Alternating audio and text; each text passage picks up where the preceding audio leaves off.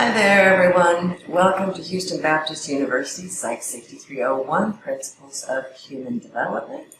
This is Module 7 on Middle Adulthood.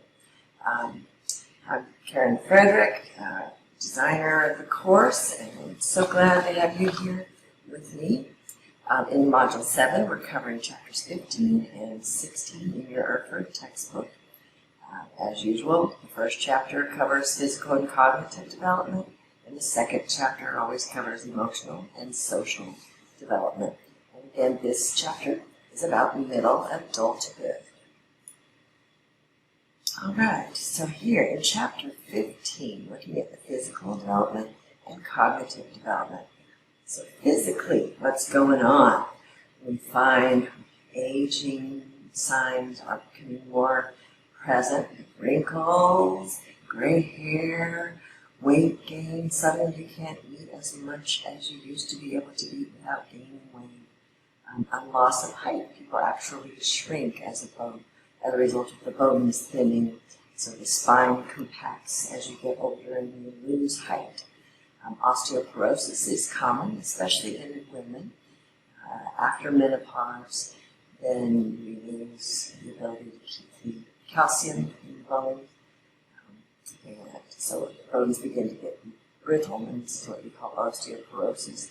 Probably in this stage of life you don't have osteoporosis, but you may have osteopenia, which is the beginnings of thinning of the bones, the density of the bones. We have also sarcopenia, vision loss, hearing loss, and other senses that are lost. Still very sexually active, but approaching the age of no longer being able to reproduce. The best way to fight the osteoporosis is the people here are lifting weights, because lifting weights keeps bones denser. So weight-bearing activities, walking. Swimming is not so good, bicycle riding is not so good, but walking and running are excellent for maintaining the bone density and so on. So make sure you read carefully in the chapter. Your age and the organ systems, you see changes in the cardiovascular system, the respiratory system, the urinary system. Illnesses are more common. This is the age where cancer screening needs to take place. Heart disease becomes more common. It's very much diet related as well, so people of this age need to be very careful what they're eating, how much they're eating, and so on, because of the heart disease led by being overweight and high BMI. Blood pressure also goes up as the poor diet. This is the time to get all the cancer screening. When you hit, I think, 50, you get your first colonoscopy, which is not fun, but this is just in cancer screening. Men get the prostate check regularly, women get their pap smears regularly. We're just always looking for any changes in potential of cancer so that we can catch it sooner rather than later when the chances are better for survival. Okay, other health risks. And these are health risks at all ages, right? Not just related to middle adulthood. Smoking is bad for you. Alcohol, especially in excess, is bad for you. It doesn't lead to illicit drugs, but that's definitely a danger at this age. Obesity. We have so many diseases related to obesity. And now, even SARS, COVID-19 is related also to obesity. Increases your risks. Poor nutrition, which leads to the obesity. And we see eating disorders. The eating disorders, so we covered those back in the younger adults when they're more common, but we still can see some eating disorders in the middle adulthood. Okay, about cognitive development. Okay. So these are some things. You don't want to start thinking that they're losing their cognitive abilities in this middle age of adulthood. In fact, cognitive abilities may improve because so many things become automatic that you don't have to think as hard as a younger person does. So You see some interesting information in the chapter. You learn about differences between men and women and how we can actually take steps to maintain our mental abilities.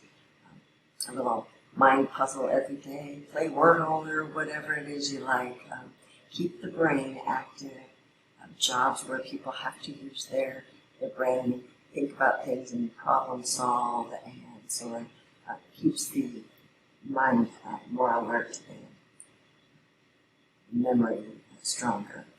So, interesting chapter here.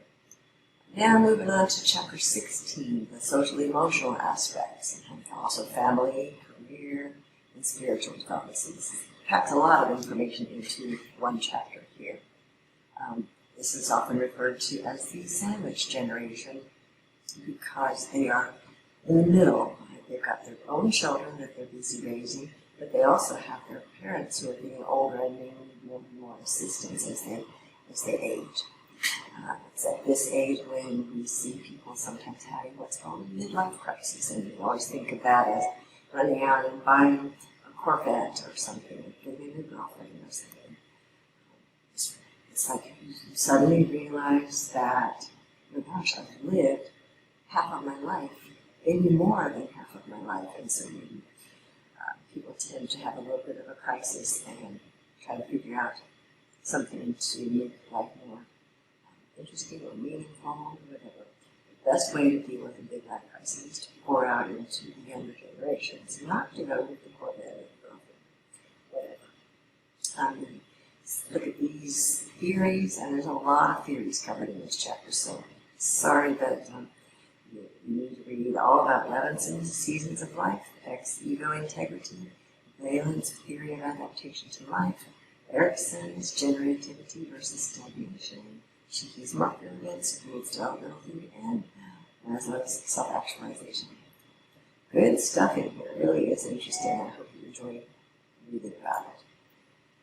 Some of the concerns in mental health, or mental adult, oh my goodness, I can't talk. Some of the concerns in middle adulthood, and a lot of them are related to mental health, are self-concept, role expectation, relationship and intimacy, divorce, remarriage, stress, and parenthood can happen at this age. Or some have delayed and are just now starting parenthood. Personality development, career concerns, and spirituality suddenly becomes a little bit more important. Make sure you read the chapter very carefully. It's a fascinating one, and you'll be in middle adulthood before you know it. And here's the warning for every chapter. This is not thorough coverage of all the material that you need to know for the tests and the learning activities. Please read your textbook, read all the videos for the chapter. This is supplemental, and you cannot pass the test based upon watching this video. I just need you to know that. So read your text thoroughly, read it out with questions, read over all the feedback that your professor gives, and do better on next week's assignments. Learn from mistakes, improve. Thank you all. Bye.